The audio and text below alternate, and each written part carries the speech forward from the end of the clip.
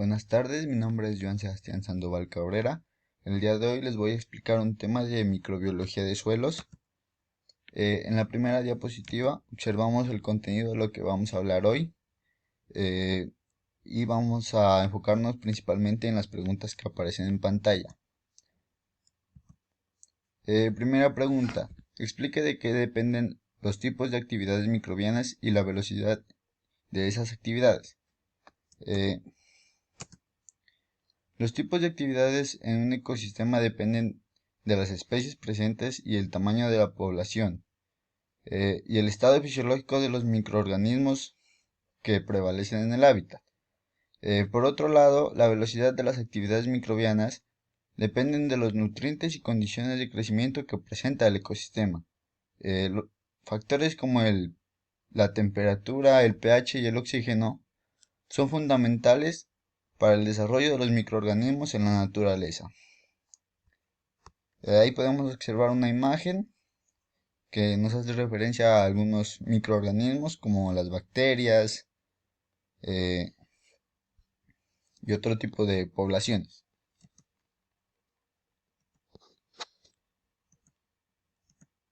Segunda pregunta, ¿en qué consiste una comunidad microbiana?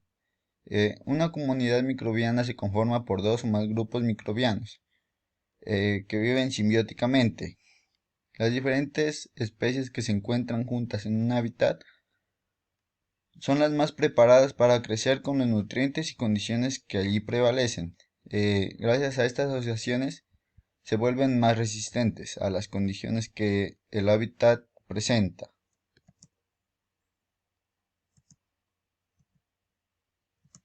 Luego encontramos por qué se da la competencia entre microorganismos en el suelo y por qué les favorece cooperar.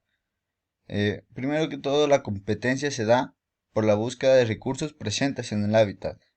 En esta competencia encontramos algunos factores como por ejemplo la tasa de captación de nutrientes y la velocidad de crecimiento de la población. Les favorece cooperar entre asociaciones ya que los microorganismos pueden asimilar los residuos que dejan otros microorganismos. A este proceso se le conoce como sintrofía, ya que los residuos de un microorganismo van a ser aprovechados por otro, y también las conocemos como transformaciones metabólicas.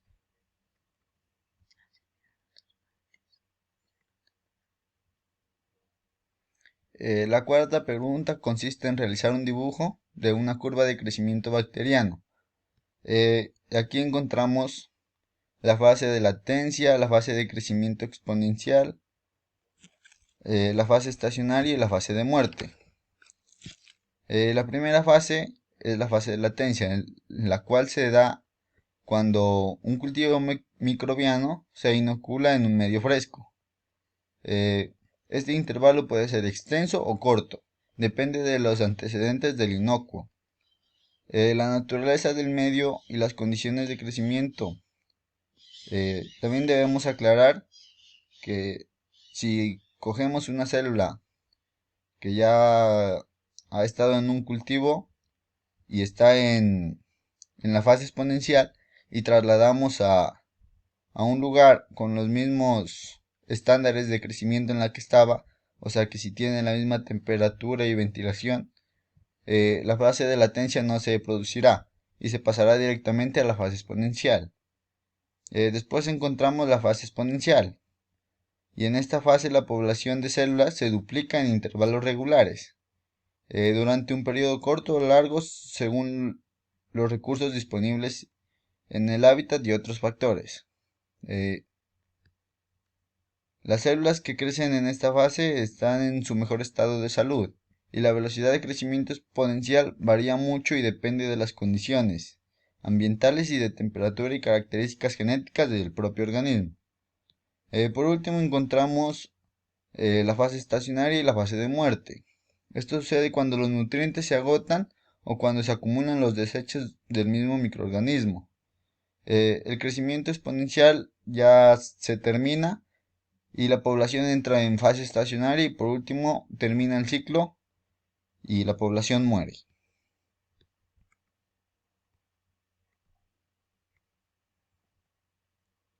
Por último encontramos un cuadro, un mapa conceptual eh, explicando 4 mecanismos por los cuales los microorganismos pueden beneficiar a las plantas y en el impacto climático. Eh, Primero, los 4 microorganismos que ayudan a las plantas son la modificación física del entorno, la secreción de las hormonas, eh, la modificación de la expresión genética de las plantas y la adquisición de nutrientes vegetales. Eh, la modificación física del entorno, encontramos que algunos microorganismos mejoran la estabilidad del suelo y aumentan la humedad en la rizósfera, eh, aumentando la resistencia de las plantas y la biomasa bajo sequía. Luego encontramos la secreción de hormonas. Aquí encontramos una hormona que son las auxilas rizobiales. Estas promueven el aumento de la tolerancia de la sequía y el crecimiento de las raíces para contrarrestar inundaciones. Después encontramos la modificación de la expresión genética en las plantas. Algunas bacterias mejoran la expresión del ARN mensajero en varias enzimas y mejoran la fotoquímica y la tolerancia de las plantas ante un déficit de agua, salinidad y toxicidad por metales. Por último encontramos la adquisición de nutrientes vegetales. Algunos microorganismos pueden aumentar la biomasa vegetal y el contenido de nitrógeno y fósforo y pueden mejorar la clorosis por deficiencia de hierro.